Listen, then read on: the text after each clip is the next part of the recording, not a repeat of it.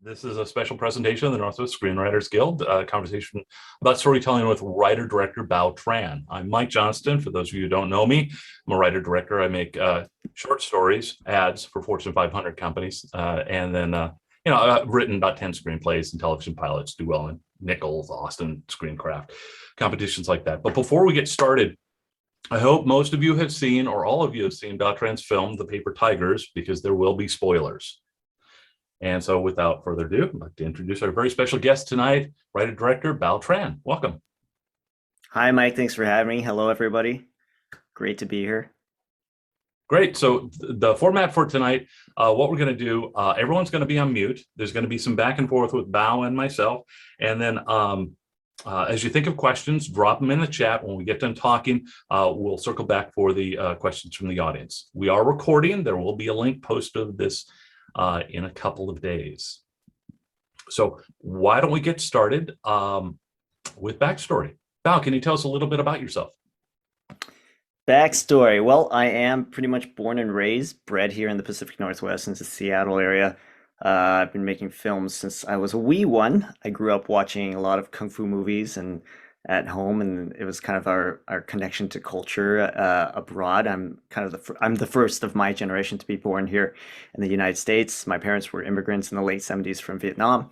And so a lot of the entertainment growing up was kind of this jumble of kung fu movies at home, grabbing videos from the mom and pop Chinatown stores, and but also going out and watching, Spielberg and Cameron and the Movieplex. So it's kind of like the movie diet equivalent of having rice and noodles at home and hamburgers and pizza outside. And that's kind of the bicultural experience that I had growing up. And I loved movies and wanted to make movies as a kid and just grabbed my dad's camcorder and started following that track, and then just rounding up basically all my friends, kind of like Super 8 but with POC. So essentially my experience. I'm essentially Spielberg adjacent is what I'm trying to say here.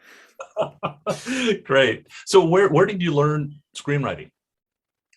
Screenwriting, well, it was a bit, kind of a little bit trial by fire. As I mentioned, I I started learning by myself, and this is before the age of YouTube and really before the age of the internet, really.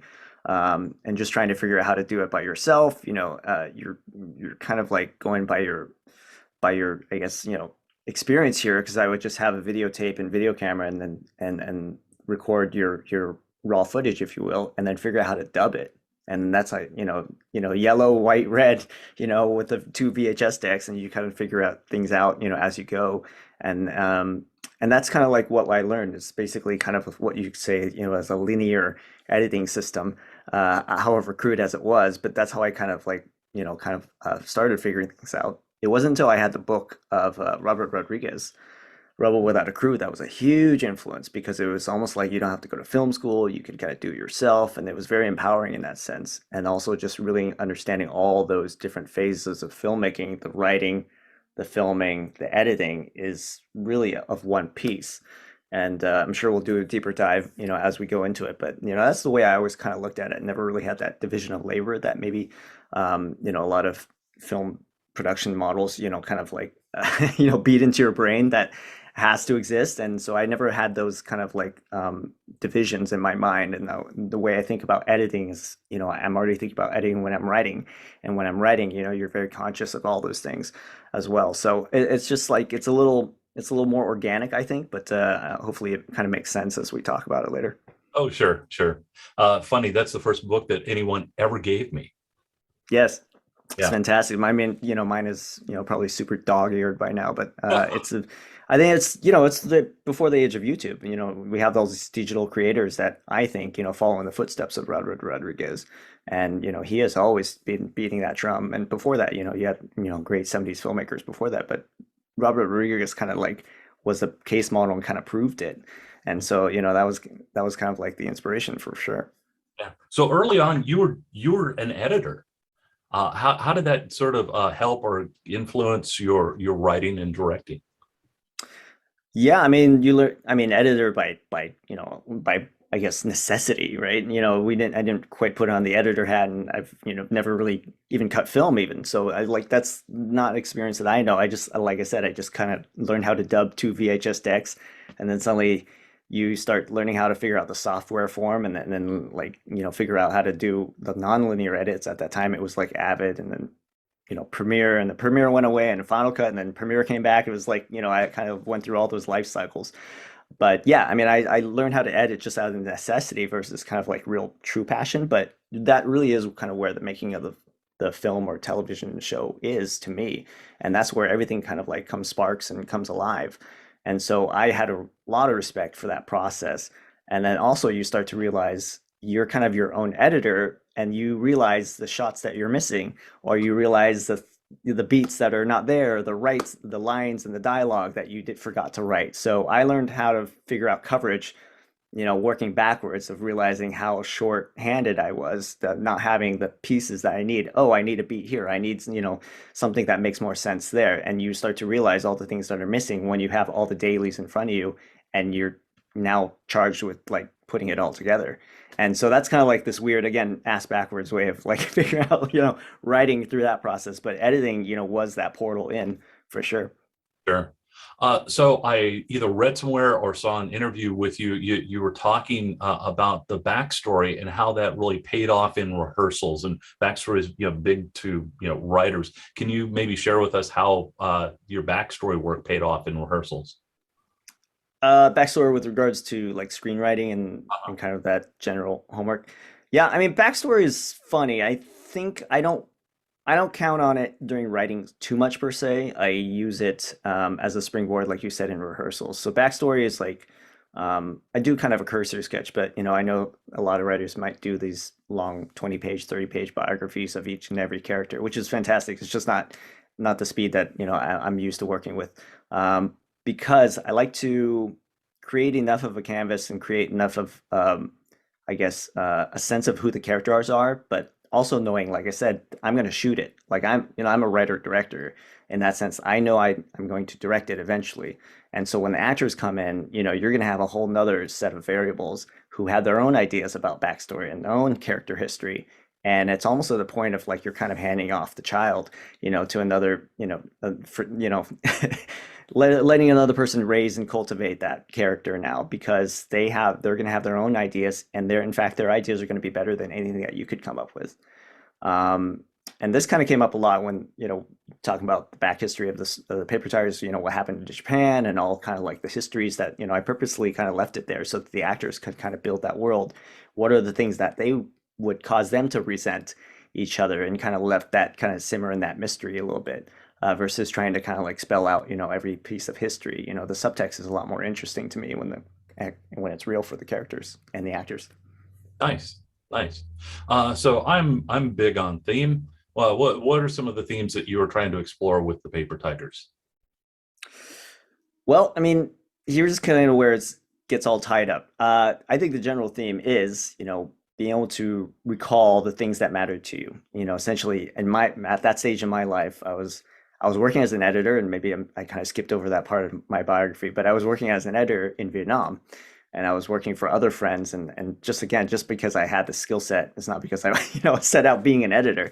It's just a lot of folks and my friends were going to Vietnam, and like it was the wild wild west. It still is the wild west out there making movies, and I just kind of went for the ride and started editing features out there.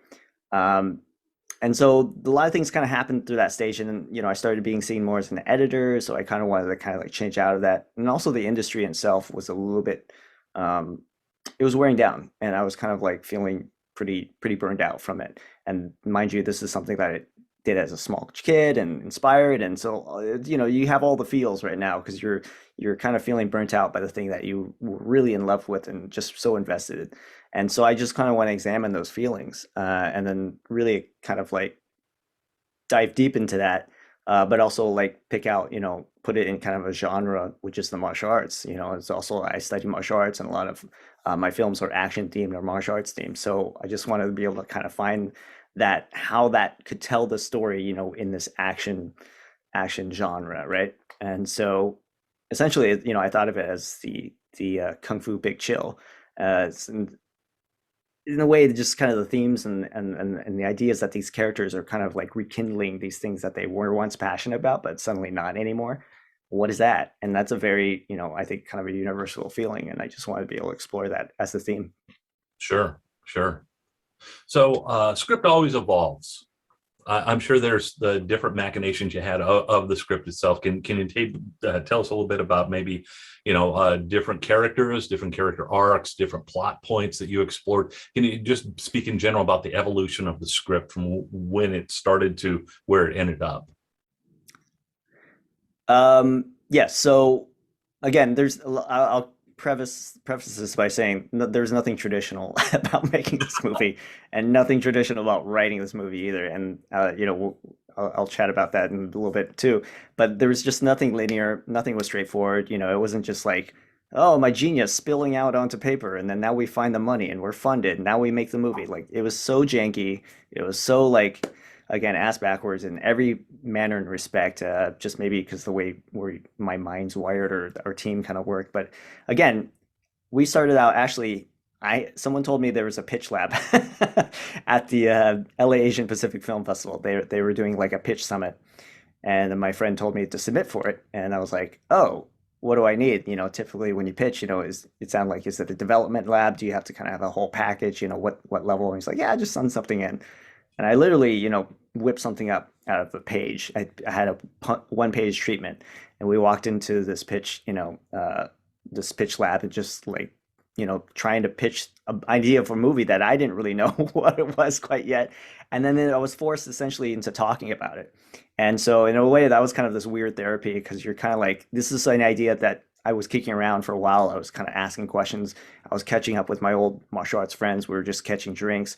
And it was just like a lot of like, looking back, you could probably say a lot of soft research of just sitting back and then rekindling relationships and just kind of like living that portion of that story in my life. And then when it came down to writing this one-page treatment, it was just kind of like a little bit of a word vomit. And some of the pieces are back there. I was actually looking at it, looking through materials to kind of present today. I was looking at the page, like, okay, most of the bones are there. The idea is like these guys are out of shape, and the guys are, trying to rekindle these things. And so a lot of stuff was there, and that was a one-page treatment. But again, like talking it out, and people were, poking and prodding, and like I was like, I don't know, it's a page. That's all I have is a page. Like, what are you asking me these things for? And so, it just kind of like prompts and pushed me to kind of like start to dive deeper and to kind of figure out exactly what you say, kind of the structure and stuff like that. So from that point, at least I knew it was viable, or I knew like there was interest. People were leaning in, and it's a catchy hook. So I knew there was something there. But then, the hard work is in the structure and the breaking the story. That's, it's everyone can come up with hooks. To me, it's like having a good guitar lick. Everyone can come up with licks, right? Yeah. But the work is like breaking the structure and figuring it out and figuring out like all the character arcs. And so that was a lot of trial and error while I was editing still. So a lot of stuff was like, I was like, my mind was already editing, full bore, doing 16, 17 hours editing. And then like every spare hour is like start to break the treatment. And so again, like I said, going back to what I was saying, but like your mind is in editing and thinking about writing, it's this weird kind of portal in because you're realizing all the pieces you need. And there's stuff, in editing, you're like, and editing cannot solve this problem. It is a writing issue, so my mind is already kind of in that gear, even though I'm physically doing a completely different phase of filmmaking. I don't know if that makes sense, but it's kind of a weird, Oh, totally, totally. yeah. So who was giving you notes on the screenplay? At that time, I was working with my producers. So, I had Michael Velasquez, one of the producers, who was first up, and I was sharing notes and kind of going back and forth. I tend to like to get away from it a little bit. And I don't really do like daily check-ins, or I don't really like, try to every fresh new page off the presses. I don't try to send it over. Like for me, I have to iterate. And I think the work is in the rewrites. So it needs to become to a point where honestly, for me, like I've done everything I can and I just need eyes on it at that point. Like I don't want to check in and just like validate myself with a peer and just see, how things are doing. I want to polish and work the script and get it to the point where, it's at a point where in my mind and my eyes are I've tried everything I can and this is what we have on the page and now I need feedback. So if that just is more meaningful. And also, your friend's time is precious. You don't want to burn too much time out of your peers, even your writing group, your writing group peers. I just don't really like to give like daily updates to each other and like stuff like that. Sure. What did you learn after the screening at Cannes? Okay, so at Cannes, so like I said, our production was a little janky. So we had the script, and it was actually pretty locked by the time we started packaging. Um, and so by packaging is like we started figuring out the finance and figuring out the budget, the schedule, and all that things. And then we were trying to figure out now how to raise that money. And so we had hit many roadblocks. It was 10 years in the making. And so we hit many roadblocks on the way trying to make this movie and raise the money, especially. And so we had some of the money at one point in time, but not all the money. In other words, we had essentially about 10% of the budget that we were trying to raise. Essentially, we were trying to raise 1 million. And so we had 10% of that. And so we weren't getting that, we weren't closing that 90% fast, very fast or very soon. And and so we were kind of like in this paradigm of just being stuck. How do we get out of this rut? How do we break through this wall here? Because we're not able to close the rest of this money. So what we decided to do, foolishly, but in hindsight, very smartly, decided to shoot the first 10 pages of the film, which if you see the first 10 pages of it, it's basically the tigers when they're younger in their 80s and in the 1980s and 1990s, that circa that era. And so essentially shoot it as a short film. So I didn't want to shoot at, it's very trendy right now for people to say, oh, you have a feature, shoot a proof of concept, show, kind of what it is, or shoot a short that's kind of a compact in essence or digest of the movie and then like raise the money. Like that was not an option to me. I do not want to spin wheels that way. The way I saw it, it's like I'm going to shoot pages that are in the can that I will use in the movie. And again, this is kind of an editorial mind. It's like I don't want to shoot concepts. I don't. There's no point to me. And we're burning that much money. It's like this needs to go in the movie. And so it was a bit of a shot in the dark, but our producers agreed, and it all made sense at that time.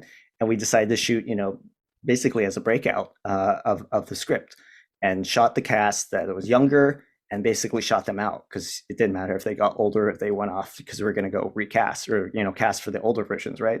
Sure. And so we shot that, and then we cut that into a trailer, and that was our trailer that we were able to present at Cannes, which is all this genre film incubators that we were part of. And so we were part of all these accelerators, startup talk, all these film accelerators to kind of get funding and get sales agents and so on. And also that was kind of our main asset that we had for our Kickstarter. And so it was just kind of a multifaceted game in trying to raise money, but it was just using that to use our Kickstarter, go to Cannes, and then use that to also like pitch to private investors. Like here's you tell them this is what it's going to look like, and they're like, oh, cool, and then they kind of go from there. So Cannes is particular, it's very savvy. They're very smart. To your question, they're like, well, where's the rest of the movie? They're like, so that's the part where you come in, buddy. And so, we have to kind of like pitch that to them. But they're very yeah. Cannes is a different world because they're based in film packaging and film financing, and it is a lot of dollars in a sense to them.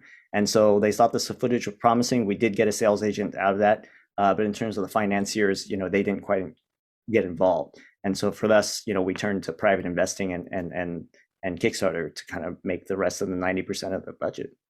Mm-hmm. Nice. So when did you make the decision to move Sifu into the murder of Sifu into the open, and why did you move it there? Yeah, so in the script, it opens with that. And so that kind of speaks to why we were shooting, all that things as a breakout. That came out in editing. That was something when you start to see all the different time shifts that are happening because you're with the young kids and they were the old, and it just didn't quite feel like it was flowing in a way. And ironically, if we did this chronologically, you start with the kids in the past, you kind of follow, and then you go skip 30 years later, Sifu dies, and then skip to the other three characters and find them where they are currently, and follow them and then kind of close that. So chronologically, it made sense on page. But when you're watching it, your head's kind of bobbing back and forth because you see the kids, you go 30 years, you see the Asian guy, you see the Sifu, do you even clock it as Sifu quite yet? It doesn't. And then you kind of start to realize like, whoa, we're missing a few folks. We're missing kind of like people tracking the thread that that's the same Sifu and that's the same guy. And so we moved it up front. And for some reason that kind of read a little bit cleaner because you can, even though you're bopping back and forth, you're on modern day, you go into the past, you see Sifu, he's the guy that just died.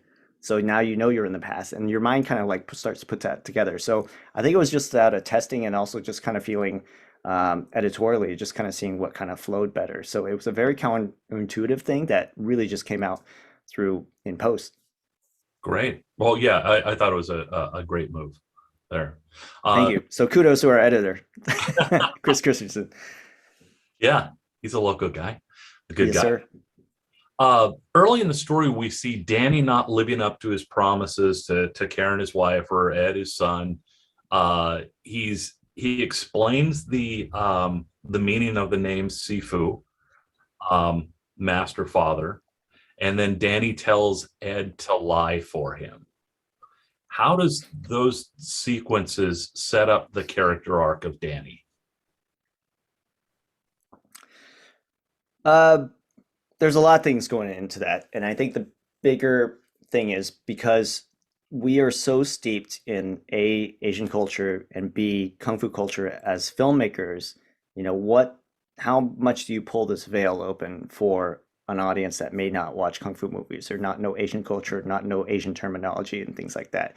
And so that's a constant, let me just pull back a little bit bigger. That's a constant kind of tug and pull of what Asian American filmmakers or POC filmmakers have to do because there's a bit of explaining and a bit of housekeeping that you have to do to explain to I'm just picking on a middle America, cornbread, Nebraska cornbread, audience that doesn't know these terms or has never heard of these words before. And what is that kind of like? How do you let them in on this conversation as an audience as well? And so that's kind of this constant tug and pull that we have as POC filmmakers of trying to balance what that means in the first act. What do you explain? What do you over explain? And so the general rule was like, if you could Google it, we don't need to explain it. And so that was kind of like where we need to kind of like figure out a way to kind of get into the story quicker, because otherwise you're going to sit there explaining everything, every terminology and whatnot. The reason we brought Sifu, and I think you picked up on it, is this thematic element that's really important. And it's a thing that, it literally means master father. So it's about Danny learning to be a father. And what does that mean to abdicate his position as a father, but also a martial arts inheritor of the style and so on. So all those things thematically were important. And also seeing him kind of be a bad father and live with him for a couple beats on that. And to me, setting all that up in the first act is crucial for the rest to kind of pay off. Absolutely. So this is a kung fu revenge movie, so we know there's going to be some action sequences in here. Yeah. Your fight scenes have clear beginning, middle, and end. What's kind of your philosophy on writing action scenes? So, for example, the three Asian punks that your description in the screenplay at Sifu's funeral brings the three tigers together, and they challenge them, Venmo at the pool, and maybe can you take us through your philosophy on writing that scene or writing action in general? Because people are all over the map in the way they write action scenes. What's your philosophy?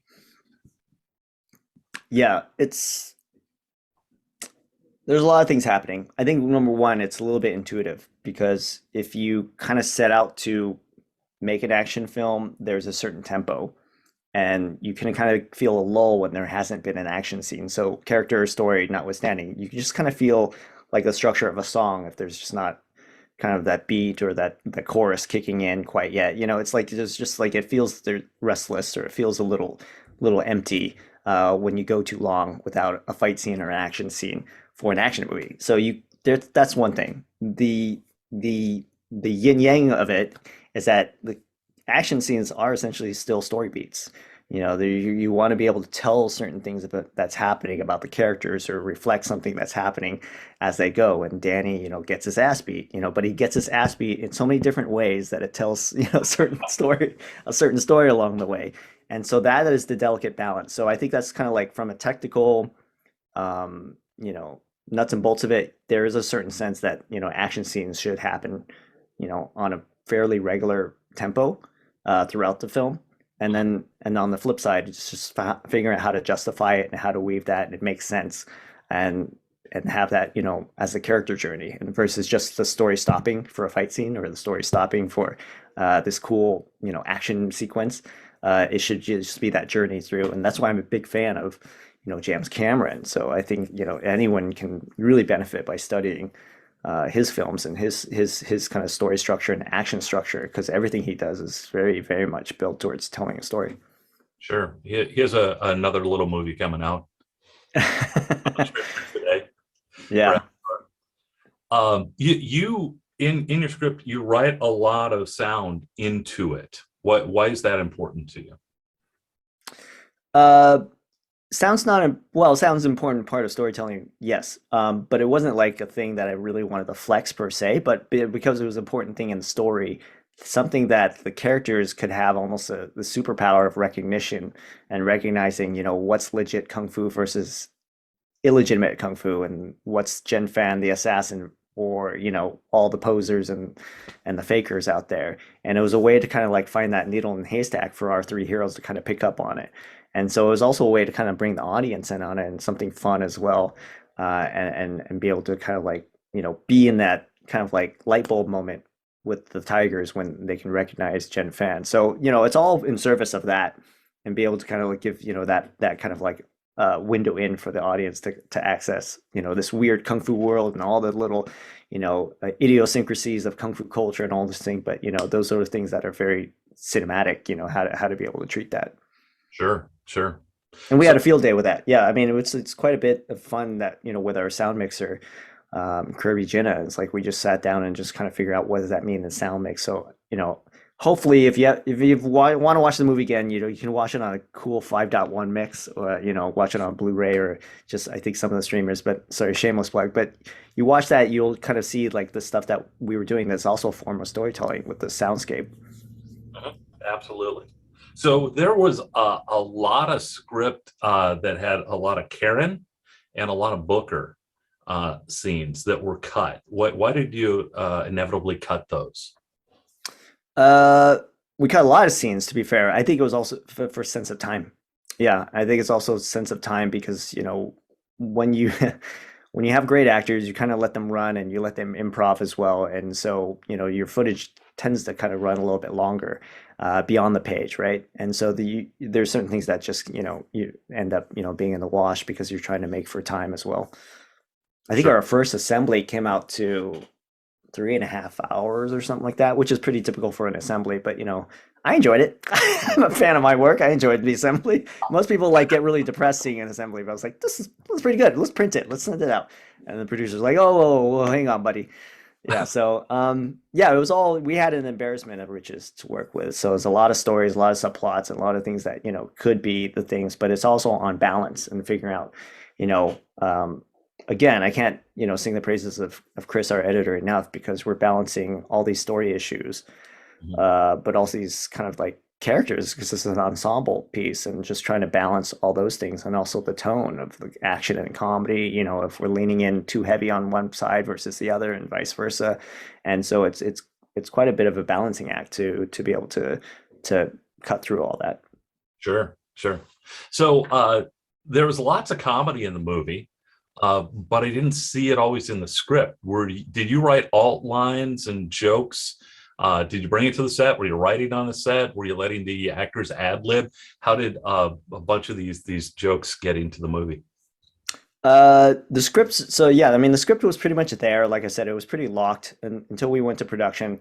And then I think we went to one color revision, and it was really because the locations changed. It wasn't because it might have changed a few lines depending on the casting and stuff like that, but it wasn't really that much time spent for me to have to punch up anything, because at that time, like I said, you kind of hand it over to the rehearsals process, and they're coming up with funny stuff. The actors are coming up with funny stuff, and I kind of like to give them free reign and a lot of things. Print. Let's get a print of the script, and then now let's do an alt. So that's what I'll typically do, and that's why it ends up we went to overtime. This is not very complimentary of my time management skills, but you're inevitably going to go overtime because you're kind of cover an ensemble piece. So you have, if you have three tigers and Carter, that's four characters you got to cover with a single camera.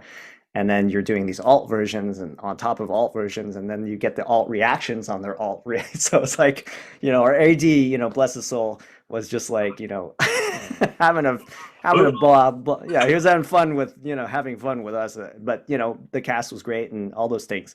And so I knew that was always going to be on the table because, characters, especially kind of the humor when they're kind of razzing each other in insult humor, is, based on how they look and how, and so you don't know those things until you cast, right? So there's things that I knew we could place as, put as placeholders or as jokes that are kind of like, um, I want to say generic. I'll use the word generic enough that it wasn't going to speak to like what they individually look like. The joke works on the page. We have that. And then if you guys can push it to the next level, go for it. So that's, we always want to make it better, right? So I'm not precious about my words or anything like that. And so that's kind of the things that I kind of gave them free reign to be able to come up with ideas and then riff off each other and stuff like that. And you'll see that a lot of the deleted scenes is just them like that's all kind of their jewels. And then I'll come up with stuff too, and then I'll just feed it as a direction or as an idea and stuff like that. So it's a constant flow, ebb and flow of ideas, even till the time we say rolling. Sure, sure. So you got all kinds of iconic and nice locations of Seattle. The diner scene, was that the Chelan Cafe in West It Seattle? is the Countryside Inn Cafe, Okay. Burien. Yeah. Uh, Looked a lot like one I visit here in West Seattle. Anyways, Okay. you ended up cross-cutting that diner scene, which was revealing Hing's backstory and Jim at the diner, and you cross-cut that with Danny in the garage. And I thought that was interesting that you purposely wanted those two scenes cross-cut. Why did you do that? I think that is an element, like I said, you just have a feel for when you're kind of in a scene for too long. It's just like, ugh. And it's just everything kind of settles and there's a bit of kind of an inertia that happens. And even just writing it, I could just feel like it needed to be broken up in some way. So then I started kind of figuring out how to intercut it in the script.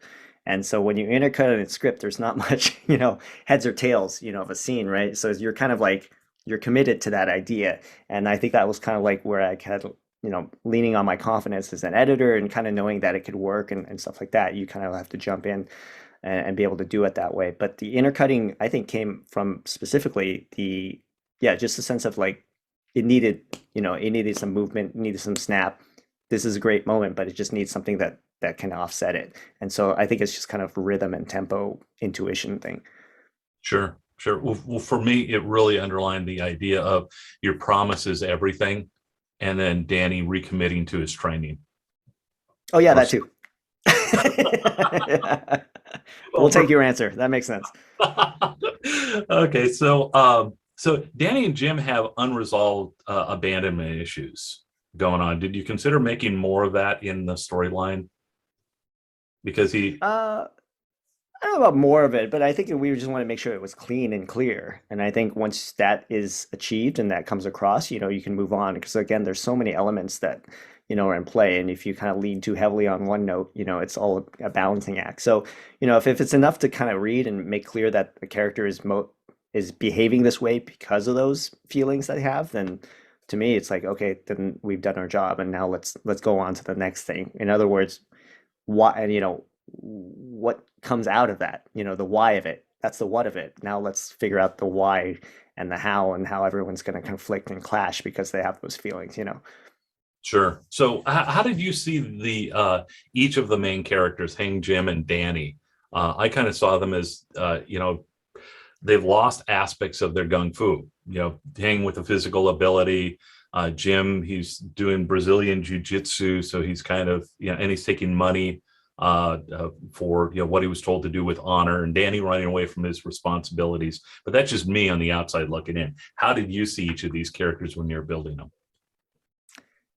Yeah, I mean, all those things. So how do you kind of like reflect the theme of like being you know I guess falling short of your promise, and that can happen a thousand different ways. But how does it happen in these three characters? And like you kind of illustrated, for sure, in those three ways that Danny kind of runs from it, and it's totally just like takes a left turn and avoids all responsibility. And Hang is the guy who's the most romantic about it, but can't do anything about it per se. He almost. But it's also a bit of a Voltron element that all three of them are incomplete without each other. So then there's that going on. And Jim, as you say, is kind of like going through the numbers, kind of getting by, surviving. And then we kind of know that life, just doing something for a paycheck versus like for the love and all those things. So that's kind of like, all the different ways that someone could have a falling out with a passion or idea or a first love, all these things can happen. Sure. And how do you see Carter, his role in this? Yeah, I mean Carter's the flip side, right? He's kind of the, as obnoxious as he is, he's not wrong, right? So he's kind of this guy that's, kind of pushes that mirror up to them and tells them like all the things that they need to do, but also he's done it, and that was one of the directions that I gave to Matt Page, who's a fantastic actor, comic, improviser. But one of the keys I wanted to make sure he was going to run with is like that you own this, don't play a caricature of a white guy trying to be Chinese, although that is, an element, but play it as that you put in the time. You put Kung Fu means literally means hard work. You put in 30 years of work that they did not. And so you can relish in that and you can have that and lord that over them and do all the things that, but that's something that can never take away. And that I think is where the kind of sparks fly. And it's much funnier that way that he's kind of playing it from that truth versus let's just yuck it up for laughs. Yeah, he was a great comedic element in there. It's fantastic. A fan question: Zen fan beat the other masters. Why do you feel he needed to kill Sifu? Um, well, it's a kind of question. It's like, did he kill him or did he kind of let Sifu get killed? It's one of those things. Like, he's a guy who has an agenda and wants to do his thing. And if anything is in his way, then he's going to be able to clear the table. And it doesn't matter if it ends up being Sifu. And that's kind of the unstoppable force and the idea that we wanted to be able to put forward because it's just a study of contrast. Because now you put unstoppable force in front of Danny, who's going to run away from everything, and then how is that going to play out? And that's kind of the idea that we really wanted to be able to push forward, is that you had this pure renegade student, that's just completely opposite. So you have Carter, on this extreme pole, you have Jen Fan on the other pole, and then you have the three, knuckleheads somewhere in the middle, or trying to waver back and forth, and a little bit of that. So that's kind of the fun of that. Sure, sure. So when they figure out that Zen Fan is the hitman who uses poison fingers at the South Lake Union restaurant, was that Think Space? That was China Harbor. Was it China Harbor? Okay, Yeah, yeah, great, yeah. great. So I don't know things space. I was like, I had to think about that. I was like, let's where is that? yeah, it's just down from China Harbor. Okay. Anyway, once they find out who killed Sifu, you have that confrontation in the alley, and it's one of my favorite parts of the entire movie because it's such a great reversal when he says that Danny hit Sifu, because now Zen has motivation to kick his ass. Danny's relationship with Jim and Hing is undercut. It was just such a wonderful, wonderful just reversal. I just felt it in my gut when that scene hit. And usually that's like second half of second act stuff is usually where stuff loses its way, but you really tie stuff back well with theme and character relations right there. And I think that's one of the strengths of that entire of the movie is that, and then the sequence where you have Ed and Danny when Ed teaches Danny basically not to lie, stand up for the weak. He honors his mother. He stands up for the weak and shows Danny the path forward that he has to take, which includes possibly even giving up Ed if that means that's the best thing to do by giving him up to Karen. Really strong second half of the second act where like I said, most scripts sag.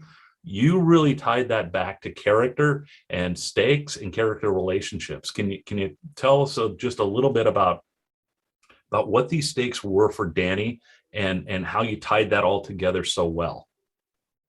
Well, wow, thank you. So, yeah, I'm very appreciative that it came across and that you're picking on the things that we are working on.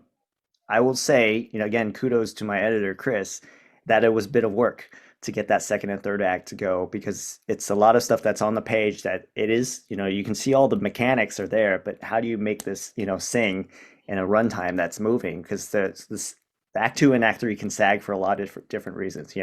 A is, starts getting muddy thematically. The characters aren't quite clear where you're trying to take them. So it sags because of that, but also sags because, maybe you've hammered the plot a little bit too much. You've made your point in having, makes your made your hasty exit soon enough, so those are things that we had to kind of fine tune, and that was quite a bit. There's a bit of pages in the diner, for example, to the diner after Ed is bullied and confronts his bully, and Danny picks him up and talks him to post, black eye, post Shiner, and then also leading up to the competition of mother, father, and child at home. So there's quite a bit of dialogue that we had to kind of fine tune, shuffle from the script and cut out wholesale, to get to that clean line of action, because there were times where Danny, I would say in the script that we discovered, that Danny kind of goes back to where he was versus where he is, and he says Yeah. things that are kind of against each other. And this is the fine time. This is kind of like pulling out the guts here for a moment. This is the hardest, I think, in dealing with Danny. And even Elaine Bowie, who plays Danny, expressed this frustration to me. He was like, "What is Danny? What is going on with him?" Because throughout the film, right? Because we have to kind of like figure out what the general arc is. Because to me, yes, he runs away from his thing. Yes, he runs away from, all responsibility. But when his brothers come by and call him Dicey, he kind of puffs up his chest a bit. It kind of reminds him who he was.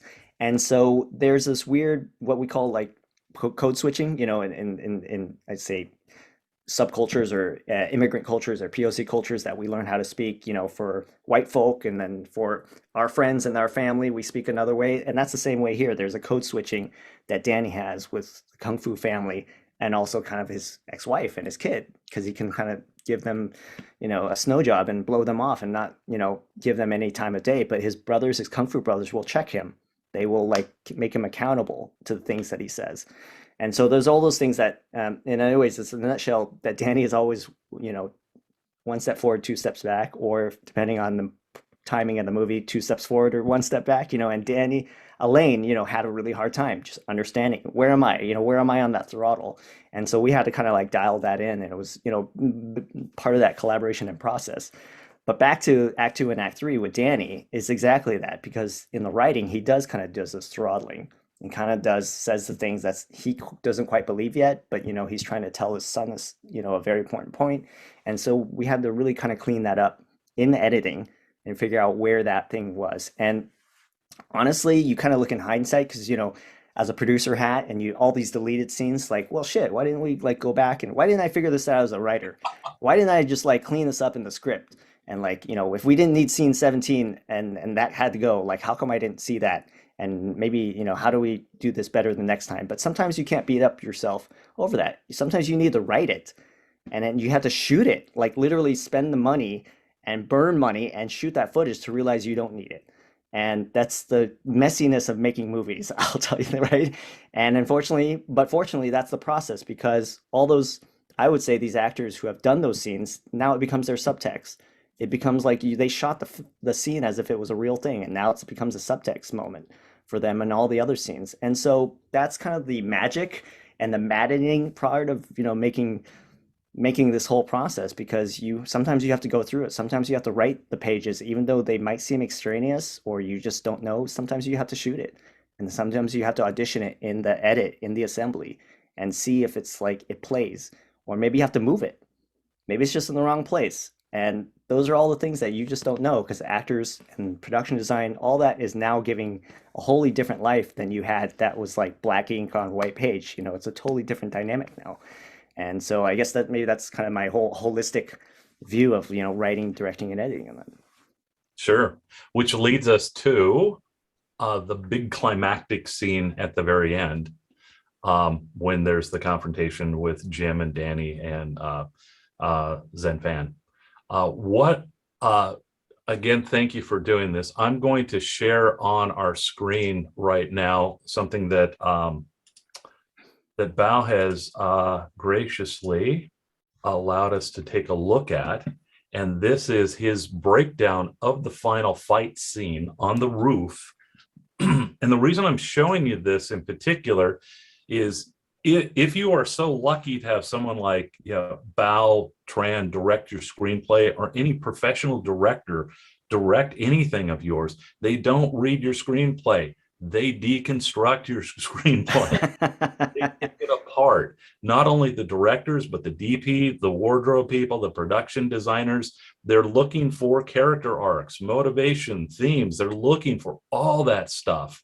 And what you can see from this document is, he's really thinking through a lot of this stuff. Is this going to be a close-up? What lens is he going to use to shoot this with? Are there any highlights that you wanted to call out, Val?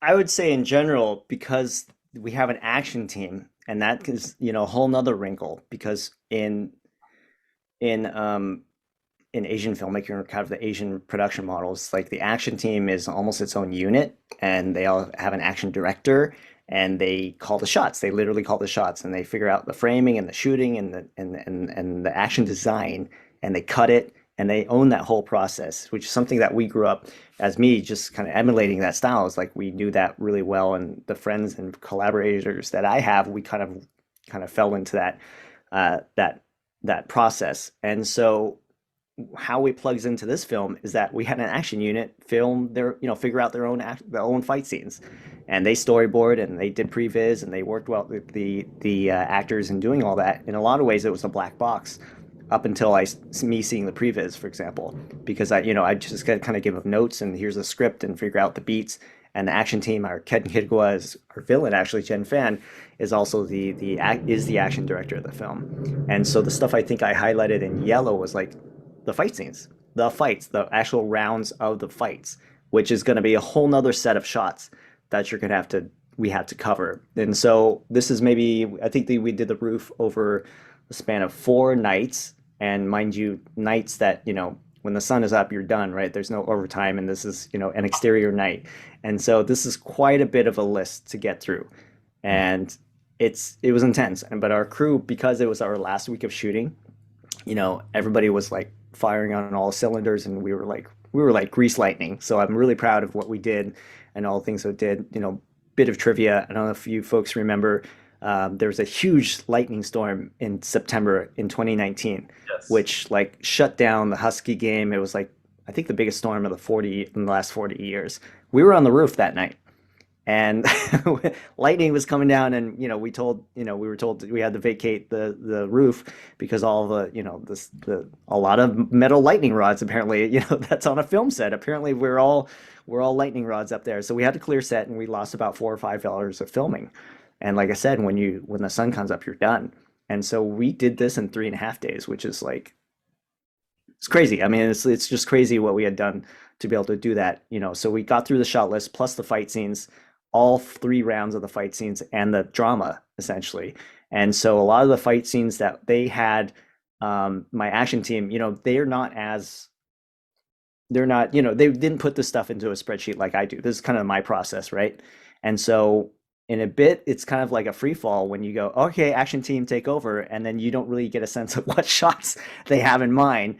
I saw the previs. I can kind of work backwards and kind of guess the number of shots, but a little bit of a trust fall, and they did it admirably. But what I'm saying is like there's quite a lot of bit of teamwork that goes into executing a shot list as well.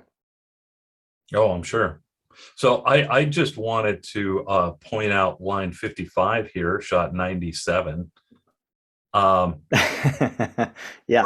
Fan goes over the ledge, and you have it highlighted as seppuku, and that didn't make it into the movie. Did you explore some different endings? Yeah, that was supposed to be the button for the scene. So the way the movie plays is that the question is left to Gen fans, like, what are you going to do? Two tigers can't share the same mountain. So what are you going to do? And the script goes on in describing that Gen Fan is so shamefaced, and they just like crawls and pulls himself over the ledge and just goes and commits, ritual suicide, just because he couldn't handle the shame. And that was the button of the scene. And so that's kind of like what we had maybe probably until, gosh, maybe until the second to final cut. Like it was a thing that was major contention between all of us, between the producers and the editor. And it wasn't like we were just like, we were arguing for the sake of arguing. We were all had different viewpoints about like, do we need the scene? Do we not need the scene? Is it, leaving the sour note, maybe a more sour note than we want to? And just given the fact that this became the comedy became so clear and the type of humor that it was, that it just felt it was a little off. And again, like I said, that kind of like balance between action and drama or comedy, and like how do you find that balance? You kind of feel that that it was just a little off balance by having that scene, and it was just a little too much of a downer and too much of a thing. And then you could suggest the same thing as essentially by leaving him on the roof, and that's kind of like what Danny and these guys would do. That's like that is the mercy that they give him, is that's like we're not gonna do this to you, and you get to live with this. And so they go off, and that is enough of a character beat that we felt that was satisfying. Mhm. Tone. It Yep. really good tone. Yeah. I don't think it was, I think we also, the way we shot it, maybe did the way we shot it was like, it was a little funky. And then, so it's just kind of like, it's just the perfect combination of all these things, of reasons why to cut it. In other words, if it wasn't quite to execution of visuals, then you might as well cut it out. If it wasn't playing, then you cut it out for that reason too. Yeah. Keep your damn mountain was a good button line. Yep. And then the 911 call. And then we end the movie where we began on paint cans. That was wonderful, coming back to where you started and Danny teaching Ed the right way to do things. So just a wonderful, satisfying, open, delightful film. Congratulations on that. Thank you. Thank you. So, okay, now we've gone through the whole movie. How All about right. open it up to some questions? Yeah, I see some questions in the chat. Yeah, let's what's the first one? Okay, focus on Smith Towers, backdrops, as backdrops as opposed to Space Needle. Yes. Who played Ed? I'd like to adopt him. Actor playing Ed is Josiah Lagonoy. He's a fantastic talent. He was based here, but now he's gone off to LA for broader horizons, and I wish him the best. But now his voice has dropped, and you probably wouldn't recognize him if you saw him now. So. And on Twitter, I was supposed to ask, what's your go-to karaoke song? Sounds like there's a Oh my sport. God. Depends on the mood. Depends on what we want to kick off. I like to do like a concept album. If you actually wrote down my songs as a playlist, even though there's different people like, rotating in and out. But, sometimes I might do, you know, I might, kick it off with Bob Marley or something. Just kind of a nice, I like to do crowd songs. I do crowd work a lot. I should, it's less about me really as a performer, but it's about everyone vibing. Sure. So, question from the chat: was this shot in sequence? No. Yeah. Well, I mean, yeah, we shot the chronologic the period scenes first, I guess you could say that. But yeah, in general, we could not do that, and that's a luxury maybe only Spielberg could afford or anybody. But an independent film, your locations are only available for X amount of days, and you have to shoot out every scene in that location and be done with it and move on, and that's how it goes. Or what about the fight scenes? But that being said, I mean, the rooftop was intentional that we wanted to save that. There's intentional parts where it just made sense that we want to do things last, and the rooftop just made sense to be our last week of shooting and be able to finish out on that. Linnell asks, how did you find your cast? Cast combination of casting, our casting director Yumi Takada, also our producer Yuji Okamoto, who you know from Kona Kitchen locally, and also an actor, producer in Cobra Kai and Karate Kid, veteran actor. But so he has a lot of ties with Asian American actors in the world. So that was a great resource that he had. And then we were just kind of like Ron was actually a really great old friend of Yuji, and so he kind of plugged in pretty early as Hing. And it just started from there. And then for Mikkel, who plays Jim, and Elaine, who plays Danny, we found them for casting. Yeah, they did a great job. So a question from Vince: were you sure that the mixing kung fu action with middle-aged nostalgia would appeal to audiences? You never know. It's like everything's in hindsight, right? And I think you just have to kind of something that you believe in. If you have a clear vision and a clear idea, you just have to kind of stick to your guns and do it. Yeah, I mean, we had 10 years of conversations of why this and why that. You start to doubt yourself, and it's a lot of like self-questioning and really constant come to Jesus moments of just like, why are we doing this? What's the purpose? And then that helps clarify, exactly what you're doing. But, in the end, the truth is Rubber Town is, nobody knows anything, right? And so everybody has a great idea. And for me, I think pandemic kind of blew the top off of that because everyone had great ideas about film distributing and all that stuff. But when pandemic came, no one had an idea about how to sell a movie or release a movie or anything that. So, in other words, it was just something that you had to kind of count on and rely on yourself because when the bottom falls out and everything's just like going to pot, and at the end of the day you just kind of count on your best instinct and the confidence that you have in your project. Mhm. I didn't mean to turn that into an advice column, but I know there was a question to me like, did I believe? No, I didn't. Like we knew we wanted to do it, we knew it was important, but would it work? I mean, that's the risk, always the risk. Sure. Yeah. Uh, from Tiffany, why did you avoid more iconic Seattle landmarks? Why did we avoid more? uh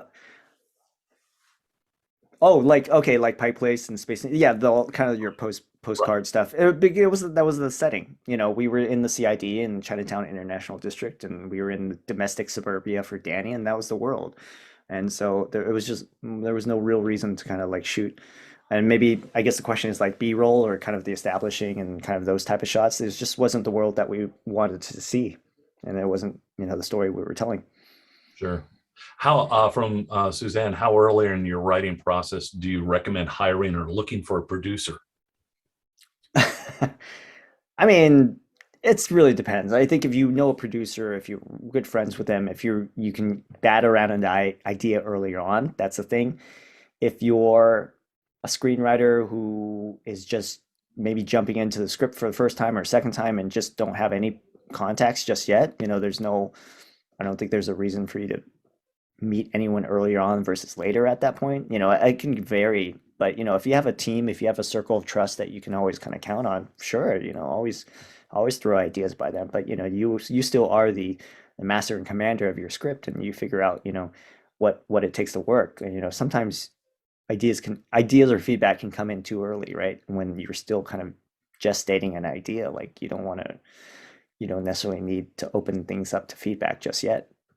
Mhm. I don't know if that's the question. Or if you're talking about like finding funding and packaging, that's I think all that stuff kind of comes in later. You just focus on the script and finishing it. Sure. When did Susan LaSalle come on? She's an old friend of mine. Susan LaSalle is queen. Yes, she's fantastic. She was our UPM and our line. She was our everything. She was, Susan LaSalle, I've known for many, many years. I think we worked with her on a piece with Sue Corcoran, who was also Oh, another production partner at that time. But yeah, we were always kind of like, every time we saw each other function, it was always like really, really fun. And her energy has just always been really memorable. And so when time came that we had, the money in place and the dates come, and we were excited to kind of bring it to her and be able to kind of like ask her to be able to join the team. And essentially the UPM is your holds the wallet, holds the purses, but holds kind of the basically like the whole thing up on her shoulders. So it's no small task to be able to do an independent film on this schedule and this budget. And so kudos to Susan because she went above and beyond, literally above and beyond. And also her husband too. I'll tell a funny story. When you do Firewatch, Firewatch is essentially like watching set and make sure no one screws with it. But then sometimes there's locations that we had to walk away from, but keep sets or stuff and gear. Her husband went and like parked overnight and did Firewatch overnight for us. And so like it became like a family affair. And the whole idea of like shooting in the CID was like the community just came out and supported us. And those are a lot of things that win beneath your wings that you could never account for if you're just kind of like strictly bean counting. There's something really special about making a movie and just having the support of people. And it's just incredible. that's why I love her too. And it's probably why she's the first credit as soon as the movie ends. Susan Yes, comes up. absolutely. Well So from deserved. From Vince, how many shooting days?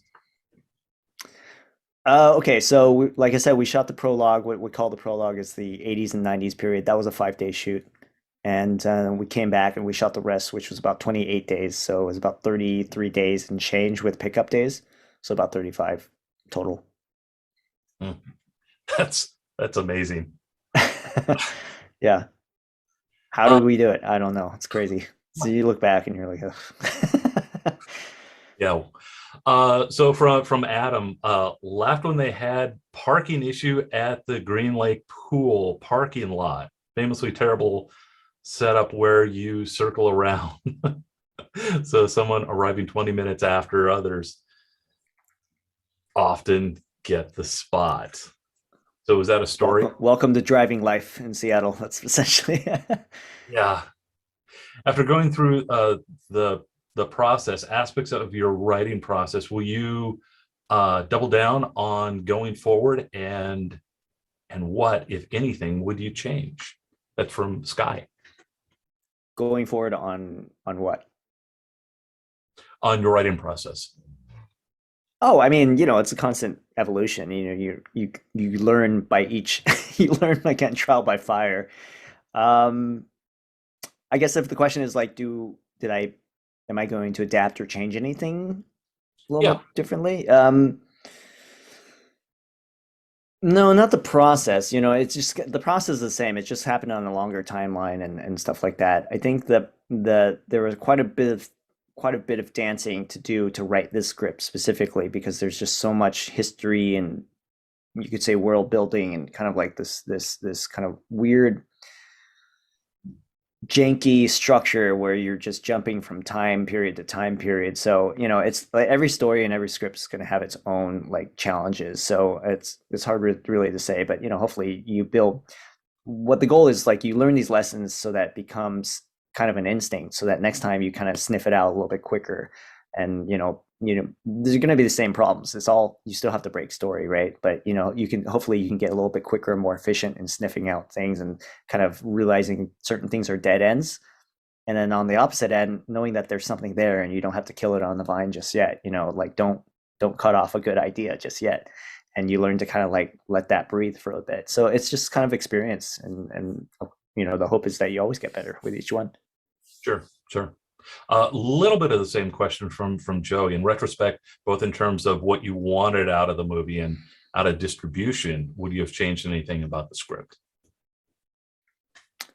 No, it's a funny question because, with COVID and pandemic, every dream about what that would look like for distribution obviously will have to change. And that's, just what we had to accept. Uh, there was a question, obviously, whether we should sit on it, wait for a pandemic to clear out. When the movie was done and all well and done, do we sit on it, wait for a world premiere, and strategize for the film to come out, in a normal year when all the festivals are back to normal and all distributors and sales agents are all kind of like humming along and things are okie dokie, or do you just roll the dice and try to release the film virtually at a festival that's virtual and then distribute and try to get all those deals in place virtually. And for us, it was pretty straightforward because we just felt like we had so much goodwill. Like I said, just shooting the film in Seattle and the community, then the CID, like, and the Kickstarter, and then we just had so much awareness, brand awareness, if you will, about the film that it just felt weird to wait, indefinitely and release the film later when maybe people forget about it or just, the interest has changed. Or B, like you honestly, when is pandemic over? Like, it's like when is that clear line? You'll never have that clear line. And so we just decided to kind of jump in headfirst and release the film virtually. So I can't say there's any regrets. I think we all kind of like decided, on what it was and it made sense. And again, just gives us confidence. And that was the story of our lives, really making the film is that, there's not much hindsight to have because you just kind of make the best decisions because you're clear about what you're setting out to make. And at the end of the day, you're trying to have people watch it, period, right? And so that's why we make movies or why I make movies is to have people watch it and be able to share and see it. I'm sure. From Andy, you said you spent about 10 years raising production funds. What were some of the biggest hurdles in pitching the film to investors over all that time? Well, there's the grind of it because you're just chasing random random doctors and dentists and real estate agents. It's just like again, you're trying to find anyone that's willing to open their checkbook to you. So there's a bit of a grind element to that. Mhm. I think the other one is just the the clear-sightedness of that you're going to get it done and that it's going to happen in the way that you envision, and there's certain compromises are fine, but there's certain, certain red lines that you have to kind of like stand over and not allow, right? So that's the clarity and kind of the self-clarity that happens over on. I think if you saw us, if you, if you did kind of these snapshots of us earlier on trying to pitch, maybe there was a smell of desperation, kind of like, can you please grant me a check? Please, and a lot of that. And then cut to maybe by year 7, year 8, we're so like bitter by then. And really, let's cut to the chase. And it's like, if you want to check, I don't care, write a check for us. But you want to get involved with us because this movie is going to be fire, right? So, our own self-confidence grew. And, at that point, you learned how to kind of cut through a lot of BS because, we ran through a lot of dead ends and a lot of folks who kind of like dragged us along, strung us along, saying they had money and they were interested, but it all ended up being for nothing. And so you learn to kind of cut through all that and just like let's have some clarity about who you are. Sure. Uh, Another question: who did the choreography of the fight scenes? Choreography was our action director, so Ken Kidwell and our action team, Sam Loke and Carrie Wong, and so they're definitely kung fu flavors that they wanted to bring in. And my general direction was that Shaw Brothers in a street fight, and so if you know Shaw Brothers, it's a kind of like what you could say a very formalized type of choreography, a very kind of like almost very balletic and very, it's beautiful in its own sense, but we wanted to kind of like, muss up the hair a bit and just kind of make it a little bit messy. And what does it look like also, especially that these guys are out of shape. And so it's not always the most beautiful kick that they can throw. It's just the throw that they can manage to lift their leg up, for God's sake, right? So that's kind of like the aesthetic that we were going for. And so they did all like choreography notes. We'd watch, we'd review. The actors had some ideas about how their character would do it. And that was kind of the beauty of being such a low budget movie. We couldn't afford stunt doubles.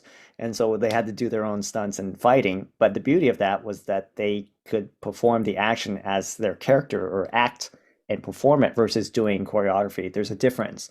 And they had ideas about how their characters would move and whatnot. So it's a lot of that process of just finding what it meant to be like out of step and out of shape. And I think we even used like the takes that were like actually NGs, no goods. So we actually had, when Hing does a spin kick in the pool, like, and he falls, like we ended up using that take because it was like funny. It was on character, it was on point. Sure. Speaking of process, from Suzanne, what's your favorite and least favorite part of the process from concept through the screening? My least favorite is the thing I'm doing right now. I'm not the Zoom, but the thing that I have to do, in the moment. And my favorite thing is like the other thing that I wish I could be doing. So like when I'm writing, I wish I could be filming. And when I'm filming, I wish I could be writing. It's just a very like we're never happy. We're very unpleasant people. Filmmakers are never satisfied with who they are and where they are in life. It's just weird. But it's exactly that. It's like I think because we're constantly questioning, like, oh, why didn't I write this as a line? And why didn't I have this on the script? We don't have that. And now you're going to search for that beat, and somehow figure out how to make it work. Because at the end of the day, it's making it work. And maybe that's that desperation of just not having the luxury of, going back and doing a rewrite and a reshoot. But you have to like, figure out the problem that you have in front of you. And we all like to flee from that, don't we? Oh, sure, sure. So what's next for you? What are you working on something? You got a project, something you want to plug, talk about? I'm still plugging this movie. We're still releasing in so many countries right now. Like again, pandemic is starting to recede, hopefully. So a lot of countries are starting to open up, and we're having our international release, so which is great. So we just opened in the UK and Australia and South Korea, and I think we're going to be on like pay TV in Asia. So all these things are kind of happening. So we're busy like pushing that out. For me personally, I am working on some ideas, working on some next features and figuring out like all those things. But again, it's back to the gestation stage and figuring all that out. I'm part of the directing program for Paramount and Sony right now. So hopefully that's like an interesting adventure into TV directing also, and which is like, a whole different form of storytelling that I'm really excited about. Uh-huh. Let's see. I think we got one last question. IMDb trivia says Hollywood studios wanted Bruce Willis and Nicolas Cage in the movie, but you avoided whitewashing the script. That is a story. Um, do you want to tell that quickly and address that terrible idea? Yes, so I'll preface this. And that's from Deb. Ev Yes, thank you. Every studio or every production company or just kind of like, anyone that's doing financing generally has these numbers or projections about what a movie's going to make before you even pitch it to them. They kind of like figure out the bucket that your movie will fall under, and it's based on your package. Basically who you have attached, who will star in it, who's directing, writing to a bit of to a certain extent, but it's really about actors, right? Who's acting in it? Can they put on the movie poster? Who can they put on that box or that thumbnail? That's going to be in your movie. That's going to be the main driver of how can make your money back. And so the way the movies in production makes is like they have like these A-list stars and these top tier stars, if even for a low budget world. And so Nick Cage is a very popular actor, as you know, and he's been doing quite a bit of work, really interesting work actually, in the independent work, in the kind of under 10 or under $20 million zone. And Bruce Willis, obviously, he's been in the headlines lately, but he's been doing a lot of work in that budget range as well. So those are kind of the go-tos that they're always like, get this person and you'll have your movie funded. And it's like, well, if we had those people, why are we talking to you? Like we had, first of all, it's just kind of this weird, backwardness of how Hollywood works. It's like, yeah, if you get Bruce Willis, we'll fund your movie. It's like, well, I don't need you if I have Bruce Willis in our movie. It's like that's a non-starter. But for our movie, it was just never that world that we wanted to do. Like I said, it was a POC driven story. It's very biographical in the sense that I studied martial arts with a very multicultural group, and all of us were of different stripes and different colors, and it was just not honest to what the story that we had set out to make. And so that was a non-starter, but there were all these offers in terms of packaging and like we could get this funded. Here's the numbers that we could make this for. So a lot of stuff is kind of the way, let's be honest, kind of the cookie cutter way that Hollywood packaging happens. And it just is what it is, but we knew it for what it was and that it didn't fit for us. And that's why we went to Kickstarter and our private equity, because it's just like, that's the game that you have to kind of play to be able to get your film financed at that certain number. Things have changed. Hopefully, I'm optimistic, but things have changed with Black Panther, and you say with Crazy Rich Asians, you could say our film. I'll modestly submit our film, but there's also Everything Everywhere All at Once. You have this really diverse casting in these indie genre films. So I think we are in a moment of a sea change. I hope that it's going to be able to change up these costing conversations, but inevitably they will always come back to that. Those things, those projections, they will have all those numbers in their back pocket, and they will look at it and they will not read coverage about your script. I'm sorry to be depressing, but they will not read coverage about your script. They will not know anything about your story, though they expect you to pitch it to them in that meeting. But they will look at the sheet and say how much it's projected to make as a package, and that's really the bottom line for a lot of the executives. Yeah, it reminds me of the story of my big fat Greek wedding.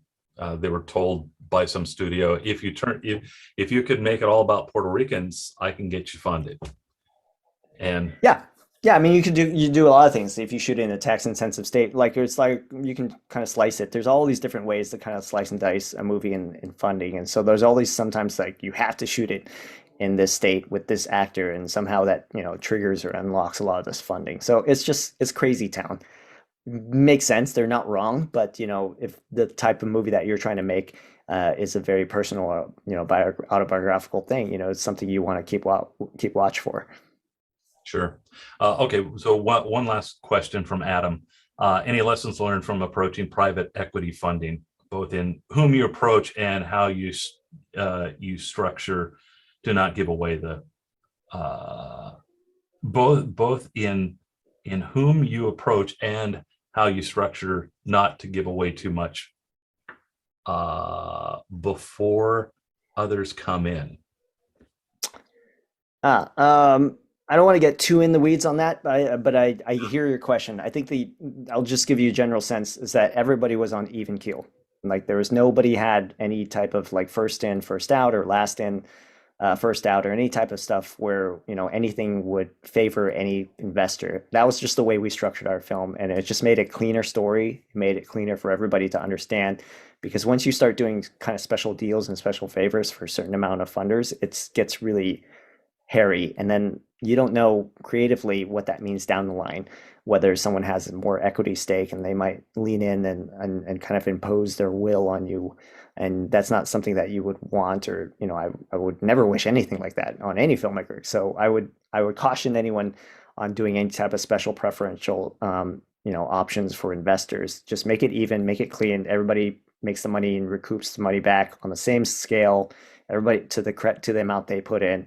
And that is a pretty standard indie film structure, and you can talk to a lawyer and help build that business plan, and it's pretty straightforward. But I would say keep it as simple as possible, because the way you pitch it is just be able to say, make it a cleaner story, and just be about like being a part of the process and supporting you as a filmmaker. Okay, well that sounds like a perfect spot to end. Again, I'd like to thank you, Bao, for spending so much time with us here. I'd like to thank the Northwest Screenwriters Guild, and thank all of you for your time, your great questions. Appreciate it. And everyone have a great evening. Thank you, everybody.